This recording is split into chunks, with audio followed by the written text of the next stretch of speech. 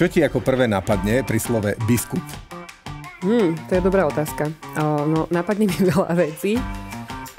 Tak s niektorými máme takú možnosť, že sa vlastne poznám s nimi tak akože osobne alebo lepšie. Späť, poď ďalej do minulosti. Ja neviem, ja napríklad, že birmovka prvýkrát kontakt s biskupom.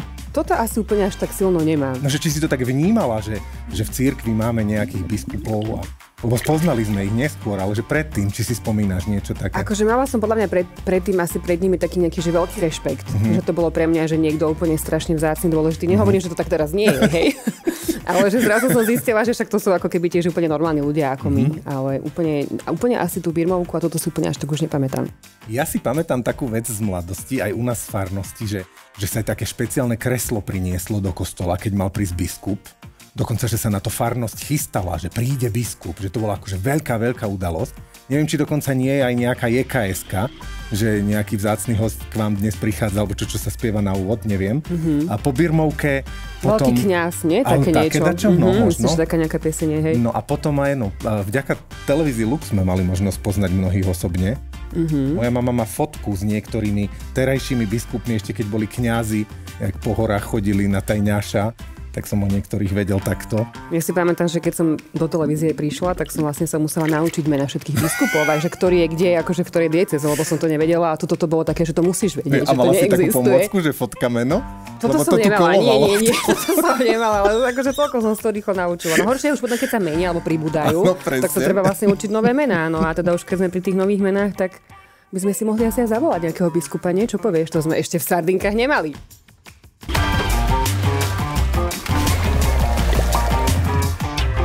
No tak teda oca biskupa tu máme úplne, že prvýkrát, nie? Normálne, že špeciálne vydanie sardiniek. To je čest. Pre nás veľká. Peter Beňo, nitriansky pomocný biskup. Áno, to som ja. Vďaka, Pálko, že si mu to pripomenul, lebo on by nevedel. No ako sa s takým niečím vstáva, zobudza, s takým titulom? S takým titulom musíš si na to časom zvyknúť, ale taký titul ti priskne zo dňa na deň. Áno. Zo dňa na deň. Doslova. Doslova, alebo z noci na deň. Veľmi neočakávané. Podľa mňa, že keď je že biskup niekde v nejakej relácii, tak ľudí najviac zaujíma, že čo tak akože bežne robí biskup normálne, že taký ako keby že harmonogram denný. Že napríklad ráno, že zobudí sa a čo potom spraví ako prvé? Umie si zuby. Aha, takže aj biskupy si umývajú zuby. Dobre, je to tam. Dá si studenú sprchu. Vážne? Studenú? Áno, už som si zvykol aj na studenú sprchu. To je jak celoročný exodus, nie? Je to lepšie ako káva, lebo človeka to dobre preberie. No, potom, tak ako sa to patrí na kresťana, a teda aj na biskupa, že snažím sa tie prvé chvíle dňa, ten ranný čas prežiť s Pánom, to znamená v modlitbe. Súčasťou modlitieb biskupa sú nejaké časti také povinné, tie modlitby z breviára, ale samozrejme aj iné modlitby, ktoré ma držia pri živote, rozjímaní, uvažovaní nad Božím slovom. Čiže ráno si sám, ako taký pustovník? Presne tak. Nejaký čas som pobýval na Skalke, a čo si som sa učil aj od tých svätých pustovníkov Andreja Svorada a Beňadika. A teraz som rád, že aspoň čas dňa môžem prežívať tak, ako oni, môžem prežívať ako pustovník. A to je práve taký ten ranný čas. Po tej rannej modlitbe už nás je taký rituál, že si uvarím rannú kávičku. No, to ma zaujíma, že teda po duchovnej strave teda ide aj tá ostatná. Už áno, aby ten deň bol aj po tej takej tej ľudskej stránke taký krajší, takže k tomu napomáha tá ranná káva, nejaké ľahké raňajky. Buďme trošku konkrétnejší, podľa mňa toto presne ľudí zaujíma. Ja som zvedavá, že aké raňajky mal keď biskup presne. Taký jemný bulvárik, dajme, biskupský. Sladké, slané. Také neutrálne možno. Väčšinou, teda keď už ozaj si myslíte, že to ľudí zaujíma, tak väčšinou teda tento biskup na raňajky dáva biely jogurt s vločkami, alebo niekedy takú rýžovú kašu. To znie dobré. Mávam také ľahké. A teda stačí mi to. No a potom ešte pokračuje ten pustovnícky čas, kedy mám možnosť aj niečo si ešte z rána prečítať, alebo pouvažovať nad nejakými príhovormi, o ktorých viem, že ma v najbližších dňoch čakajú. To mám taký priestor, mám tak do 9 hodiny, lebo neviem, či či to tak bývalo vždy, alebo ako sa tak vytvorilo, ale do 9 hodiny ma nikto nehľadá. To je zaujímavé. A veľmi sa k tomu teším, naozaj, lebo čuduj sa svete, ale aj biskup pri tom všetkom potrebuje aj nejaký takýto čas ticha. No a keď dovtedy nikto biskupa nehľadá, kto hľadá biskupa po tej 9? Po 9 hľadajú biskupa teda naši spolupracovníci z niektorých kancelárií biskupského úradu, alebo biskupa potom hľadajú kňazi, ľudia, ktorí sa potrebujú nejaké veci stretnúť alebo chcú sa stretnúť s biskupom. A potom samozrejme, že aj biskup hľadá ľudí. No. Aj biskup hľadá ľudí. Že z pustovníka sa stáva pastier? Z pustovníka, pekne si to povedal. Ďakujem, no som si chystal. Veľmi si to dlho chystal, takže som šťastná, že mal túto príležitosť a mohol to použiť. Áno. Ďakujem všetkým, ďakujem. Z pustovníka sa stáva pastier a tak ako v tom rannom čase rád pustovníčim, tak potom som zase rád pastierom. Oveľa radšej som pastierom ako možno nejakým úradníkom, aj keď aj samozrejme to patrí k povinnostiam biskupa, ale dávam si pozor a bránim sa tomu, aby som bol oveľa viac pastierom ako človekom sediacim za písacím stolom. Takže potom snažím sa aj ja, či už ísť do farnosti na návštevu, alebo idem navštíviť nejaké cirkevné školy, alebo idem ponavštevovať napríklad komunity reholných sestier, do domov dôchodcov a podobne. Je to veľmi rôzne. Ťažko sa aj hovorí nejaká schéma denného programu biskupa, lebo každý ten deň je iný. Môžeme sa kľudne vrátiť ešte do tej také povrchnosti, plítkosti, že teda sme si tie raňajky povedali, že to je ten biely jogurt, hej, je mosli, a že ako to je napríklad s obedom. Tak, najobľúbenejší obed napríklad. Raňajky, a ešte to možno poviem, že raňajky večere, to si aj u nás riešime tak staromládenecky, už každý kto čo ako, ale spoločne sa stretávame pri obede, teda aj s otcom biskupom Williamom, aj s ostatnými kňazmi, ktorí pracujú. Že to už taký komunitný čas vlastne. To už je taký komunitný čas, v ktorom sa nielen vzájomne môžeme porozprávať, ale kedy môžeme aj prebrať. A ja viem, že... Ešte počkaj, ešte sme nepočuli ten najobľúbenejší obed. No lebo to chcem práve povedať, že to je nebezpečná otázka, lebo to, keď raz biskup niekde verejne povie, tak všade ho potom vítajú s tým. To nevadí, veď to je super. Toto máš veľkú pravdu a normálne teraz zvažujem, že či to zverejním. Tak ešte môžeme povedať aj, že najmenej obed. Aha, toto je dobré. To by bolo akože toto je dobré, výborná otázka. Teda ten najobľúbenejší obed, tak pre mňa toto je pečené kurácie stehno s ryžou a uhorkovým šalátom. Uhorkovým šalátom. No, práve odzvonilo všetkým kuriatkám v nitrianskej diete. Ale niekto možno počul ten uhorkový zemiak, vieš, a bude sa snažiť nachystať ako šolcový biskupový uhorkový zemiak. Inak toto je aj moje obľúbené jedlo celkom. Inak aj moje. Tam na tom sa nedá nič pokaziť. To sme si tu mali normálne dnes naservírovať. Ja som v úvode spomínal, že si ako dieťa naozaj pamätám, že keď mal prísť biskup do farnosti, že my sme o tom vedeli vo farnosti, že sa tam nejaké teda také špeciálne kreslo dalo do presbytéria. Prežívajú stres vo farnostiach, keď má prísť biskup? Ako kde a ako koľko a ako kto, ale áno, cítim, že prežívajú aj stres. Aj sa ich to niekedy opýtam, či už kňaza alebo aj ľudí na začiatku kázne. Mali ste aj stres? A čo tak odpovedia? Aj sa priznajú? Áno, niekedy povedia, že nie. Niekedy zverejním, že ale viem, že pán farár mal stres, mal obavy. Ale je to tak, že ešte stále, keď biskup niekde príde, tak... Je ešte také halo okolo toho. Je to také halo. A mňa ešte napríklad zaujíma, že či chodí napríklad taký biskup nakupovať, že či chodí do obchodu... No. Alebo napríklad aj oblečenie, hej, že ako si vlastne biskup zháňa oblečenie? Neviem to povedať všeobecne za všetkých, ale biskup Peter teda chodí aj do obchodu, chodí si nakupovať aj nejaké potraviny do chladničky. A už čo sa týka, teda v tejto veci som samostatný, keď treba niečo do chladničky kúpiť. Ten biely jogurt, áno. Najlepšie ja posúdiť, čo sa tam tak najviac cíti dobre v tej chladničke. Ale už čo sa týka možno nejakého oblečenia, tak tam si myslím, že predsa len to ženské oko to lepšie ohodnotí, v čom aj my chlapi máme chodiť oblečení. Takže tam si vždy prizývam nejakú poradkyňu, nejaké to ženské oko, najčastejšie svoju sestru. OK, takže Peter Beňo má svoju rodnú sestru. Áno. A tá je vlastne jeho outfit trendsetterka, či ako to by sme to... Dá sa to tak povedať. Ďakujem, Pálko, že používaš tieto anglické výrazy. No aj niečo také akože odvážne si sem tam otec Peter pod dohľadom sestry kúpi, že niečo také, že farebnejšie kikiriky. Pýtam sa preto, lebo ja sem tam si také akože zadovážim. Ja som asi od prírody v tejto veci človek taký konzervatívnejší a ešte viac som sa stal konzervatívnejší, keď som sa stal biskupom, pretože teraz už to riešim len 2 farbami, zvyčajne čiernou a bielou. Tam sa nič nepokazí. A mám rád ešte sivú farbu. Ale keďže verejne vystupujem značnú časť dňa, súkromne takú malú časť dňa, tak už aj k tomu prispôsobujem ten šatník. Ja len som si tak predstavil, že keď sú zatvorené dvere ráno počas toho pustovníckeho času, že či otec Peter nemá niečo oranžové alebo niečo také. Oranžové nie.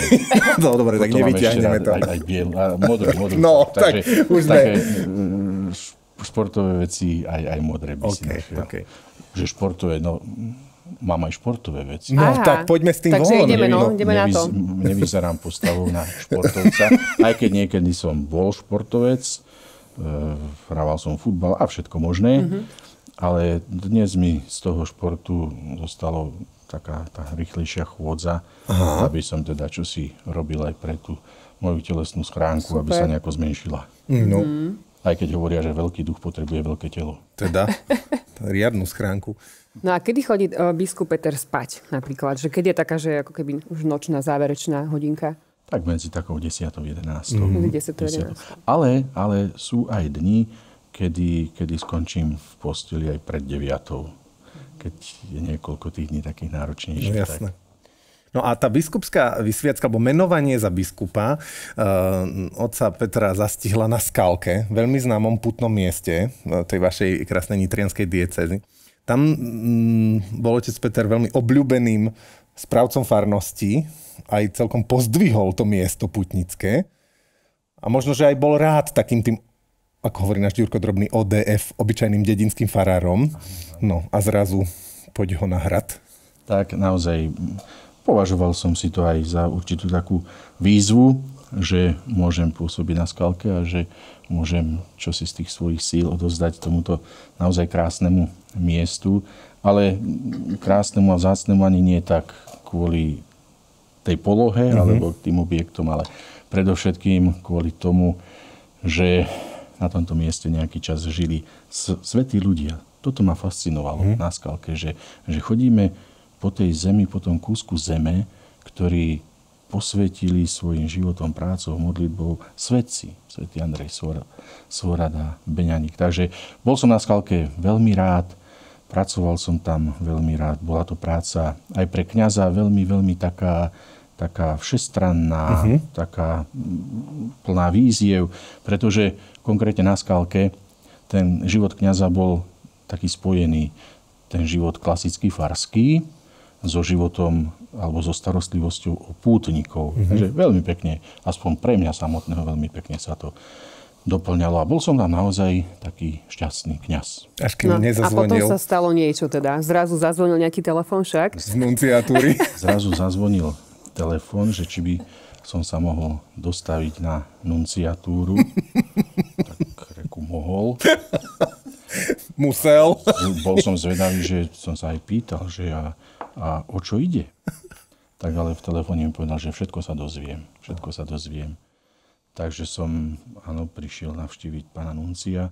No a tam som sa dozvedel to, o čom som teda naozaj nesníval. Že bol to doslova, že šok? Bol to doslova šok, áno, bol to šok. Lebo však niekedy niektorí kňazi ako keby tak tušia, nie? Že som to azda ja, že kto bude biskupom. Možno niektorí tušia, možno niektorí túžia. Možno niektorí túžia, niektorí tušia, presne tak. Takže toto bolo úplne vyslovene, že nečakaný šok. Hej? Už to nechcem nejako hodnotiť, ale pre mňa to bol naozaj taký šok, že Svätý Otec ma vymenoval za nitrianskeho pomocného biskupa. Trvalo mi nejaký čas, aby som to naozaj tak vnútorne aj predýchal, aby som to nejakým spôsobom prijal, sa s tým stotožnil.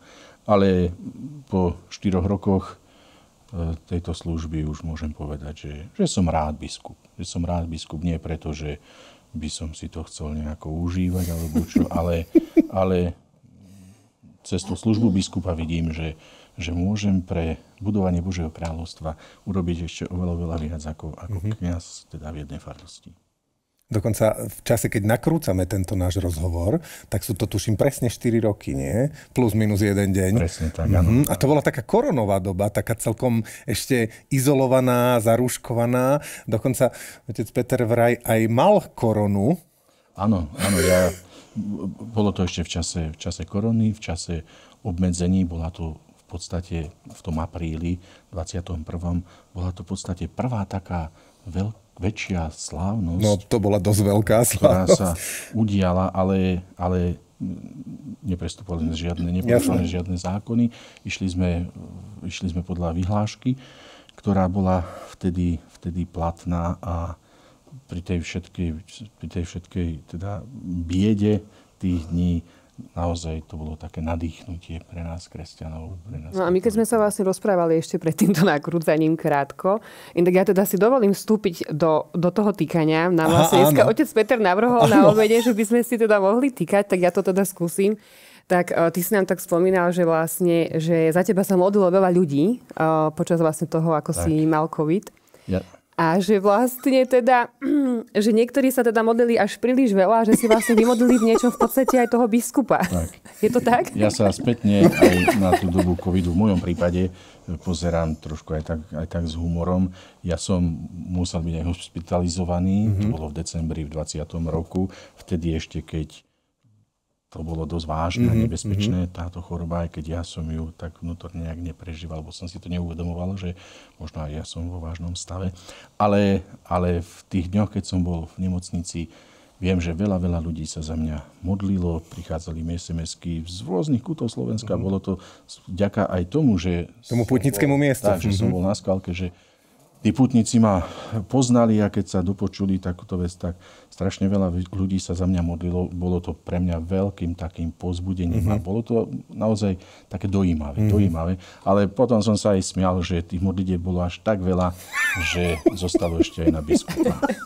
To je krásne. Že sa to prehnalo, skrátka. A pred Skalkou zrejme boli aj nejaké iné miesta pôsobenia od teba ako kňaza. No a ja teda mám z dobre informovaných zdrojov z jednej obce, z jednej farnosti Soblahov. Mám také informácie, že si bol veľmi aktívny aj čo sa týka takej popularizácie kresťanskej piesne mládežníckej pre ženy staršieho až zrelšieho veku.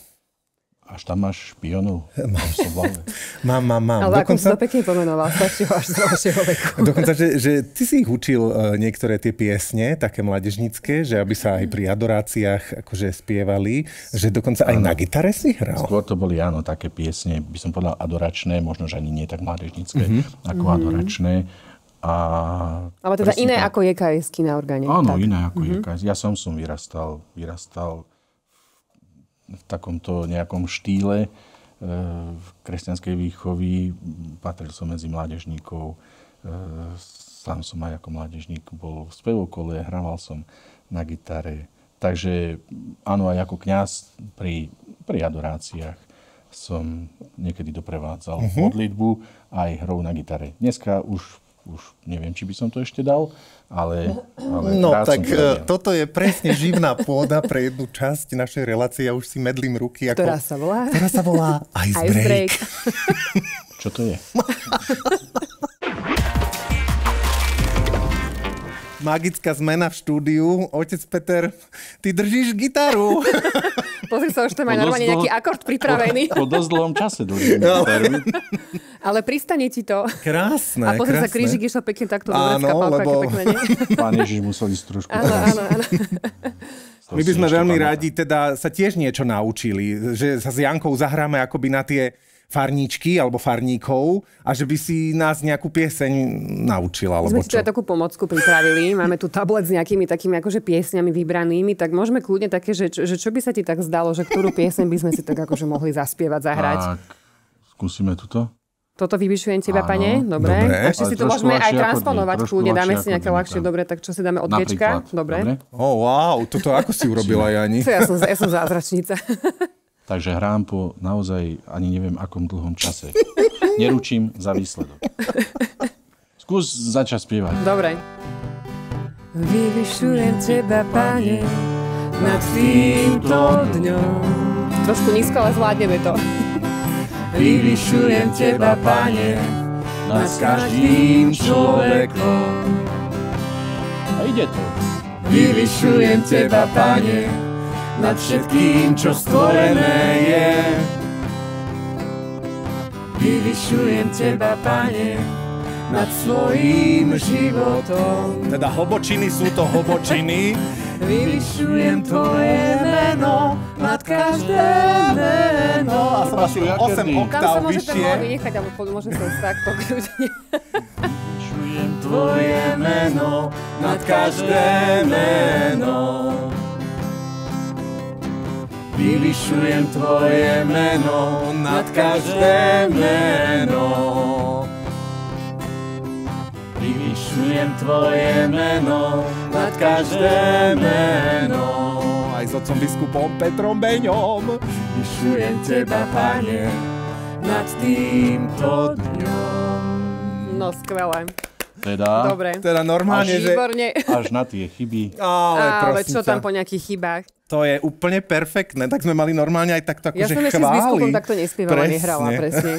Boli vlastne ranné chvály sme mali. Ani biskup ešte takto nehral. Áno. Nie? Zvládol si to fantasticky. Tak aj keď ste ma priviedli trošku do úzkých, ale od tejto relácie viem, že zase sa môžem vrátiť ku gitare. Čiže rána pustovnícke na hrade možno budú doprevádzané gitarovým spevom. Možno nejakým tréningom, aby som sem tam medzi mladými. A možno, že preto 9. vlastne potom prídu viacerí ľudia ešte, nie? Na ranné chvály Petra Beňa. Zástupy za dverami.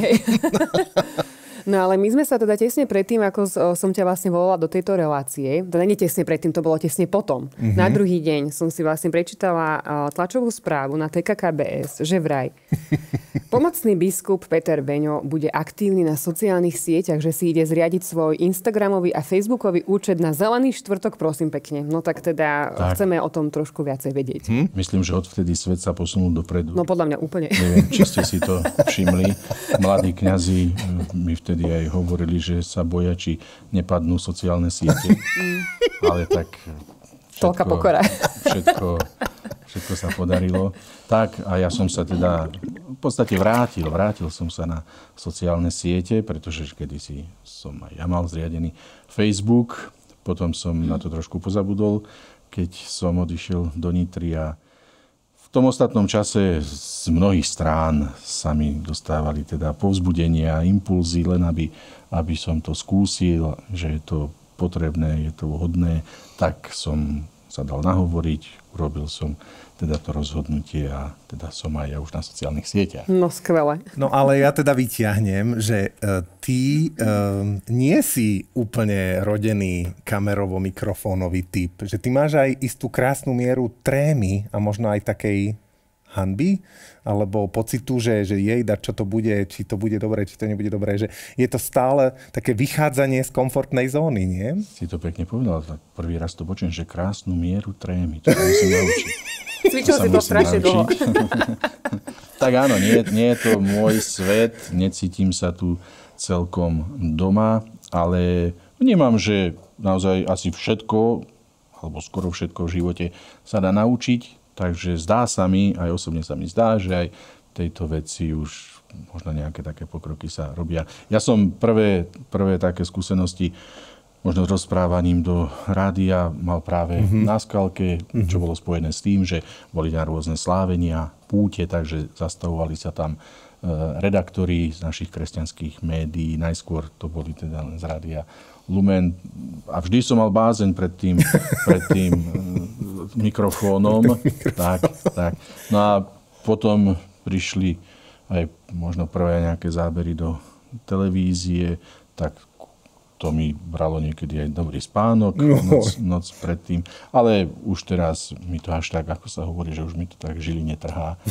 A musíme ísť ďalej. A za chvíľočku vlastne už bude z teba taký influencer, že si to už budeš pýtať, nie? Že už iba také selfie, videá a všetko. To si asi nemyslím. A čo sa týka také technickej stránky, tak ty si vlastne tie príspevky si tam dávaš sám, alebo ti s tým niekto pomáha, alebo ako to vlastne je? Zo začiatku mi s tým pomáhali takí mladší kňazi. Aj v súčasnosti mi ešte pomáhajú, ale tak som schopný samozrejme už niečo si tam zavesiť aj sám. Ale priznám sa, je to pre mňa trošku pohodlnejšie, keď ja niečo natočím alebo niečo napíšem a už o tú technickú stránku sa postarajú zase ďalší. Trošku mi to aj ušanuje čas. Čiže keby som sa tak aj spýtala, že napríklad, že čo ja viem, že je rozdiel medzi Instagramovou storkou a Reelskom alebo tak toto už asi všetko vie, nie? Taký otec biskup, ktorý...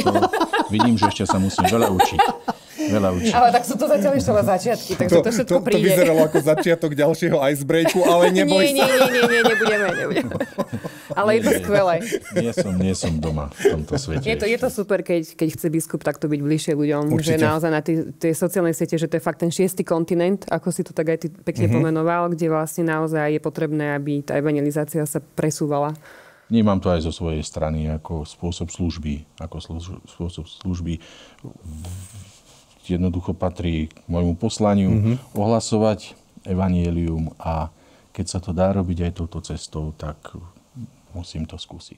Služba je aj taký leitmotív, nie? Tvojho života, tvojho poslania.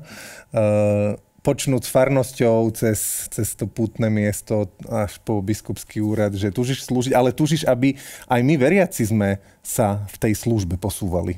Tak, dá sa to tak povedať, že ja som sa možno veľa z môjho kňazského a samozrejme kresťanského života naučil ako mladý kňaz v mojej prvej farnosti na Kysuciach, kde som spoznal mnohé dobré rodiny, kde som aj ako si tak získal také vedomie, že toto bude asi moja cesta cez takú pastoráciu rodín. A práve v tých rodinách alebo v živote s tými rodinami som ako mladý kňaz pochopil, že cirkev by mala žiť ako rodina.